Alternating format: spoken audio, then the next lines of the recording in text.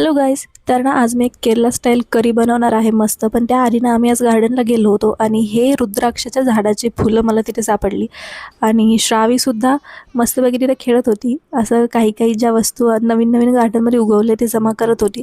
तर हे जे पिसा आहे जे की बऱ्याच ठिकाणी डेकोरसाठी वापरतात ते ती मेकअपचा ब्रश म्हणून खेळत होती. मलाही अशी छान येल्लो कलरची फुलं आवडली आणि मी त्याला बघत बसले होते. त्यानंतर घरी आलो आणि आपली रेसिपी बनवली.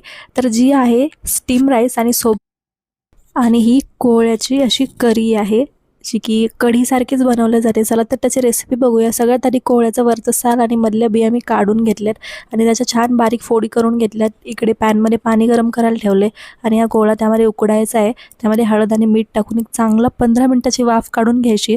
त्यानंतर आपल्याला फोडणीसाठी बनवायचं आहे अद्रक, लसण, मिरची आणि खोबरं टाकायचं आहे यामध्ये, कोथिंबीर आणि त्यामध्येच आपल्याला 5-6 चमचे दही टाकायचे आणि हे डायरेक्टली उकडलेल्या त्या कोहळ्यावर वरतून जिरे, मोहरी आणि आपला जो साऊथ इंडियन तडका असतो ज्यामध्ये की थोडंसं डाळवं वगैरे असतं ते सगळं टाकून मस्त कढीपत्ता टाकायचा आहे भरपूर आणि त्याला तडका द्यायचा आहे.